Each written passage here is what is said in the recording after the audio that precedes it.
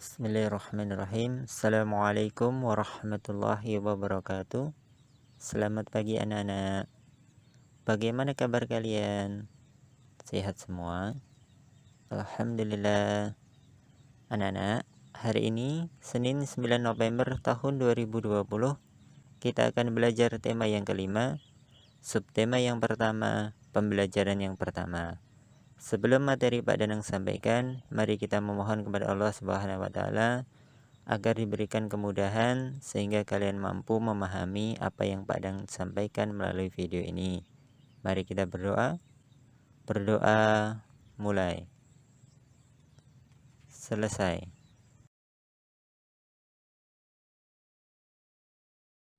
Materi yang akan kita pelajari yang pertama, pokok pikiran. Yang kedua, jenis makanan hewan. Kita sering membaca bacaan. Lalu, apakah yang dimaksud dengan bacaan? Bacaan atau teks adalah karangan yang terdiri atas beberapa paragraf. Setiap paragraf memuat kalimat utama dan beberapa kalimat penjelasan. Kalimat utama merupakan ide pokok atau pokok pikiran dari sebuah paragraf. Lalu, apa yang dimaksud dengan ide pokok?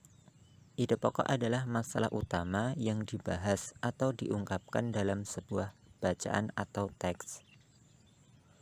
Cara menentukan ide pokok adalah dengan menentukan letak kalimat utamanya.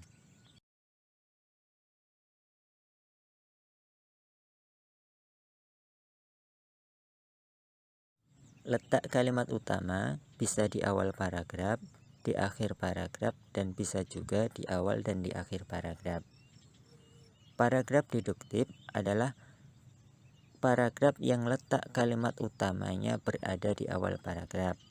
Paragraf induktif merupakan paragraf yang letak kalimat utamanya berada di akhir paragraf. Dan paragraf deduktif induktif merupakan paragraf yang letak kalimat utamanya berada di awal dan akhir paragraf. Pengelompokan hewan berdasarkan makanannya. Berdasarkan jenis makanannya, hewan dikelompokkan menjadi 3 jenis, yaitu hewan pemakan rumput atau yang sering kita sebut herbivora. Contohnya sapi, rusa, kambing, dan kelinci. Kelompok yang kedua adalah hewan pemakan daging atau yang sering kita sebut karnivora.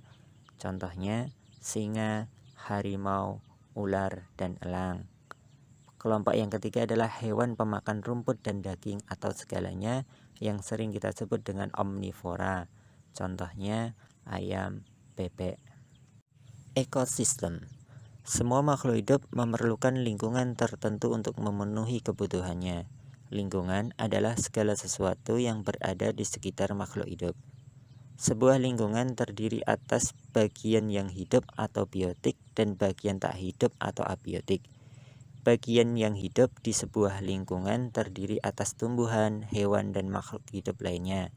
Bagian lingkungan yang tak hidup terdiri atas cahaya matahari, air, udara, dan tanah.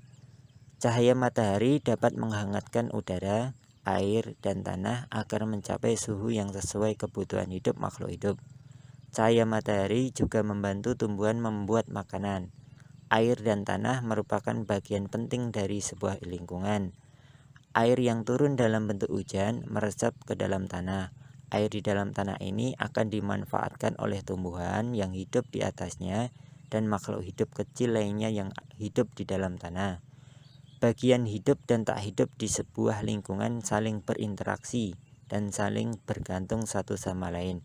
Interaksi antar makhluk hidup dan benda-benda tak hidup di sebuah lingkungan disebut ekosistem. Ekosistem tersusun atas individu, populasi, dan komunitas. Individu adalah makhluk hidup tunggal, misalnya seekor kambing, seekor burung, dan sebuah pohon cemara. Tempat hidup tinggal disebut habitat. Populasi adalah kumpulan individu sejenis yang menempati suatu daerah tertentu. Contoh di sebuah kolam terdapat populasi ikan, populasi tumbuhan, teratai, dan populasi lumut. Sementara itu, komunitas adalah populasi makhluk hidup di suatu daerah tertentu. Contoh komunitas adalah komunitas sungai dan komunitas padang rumput.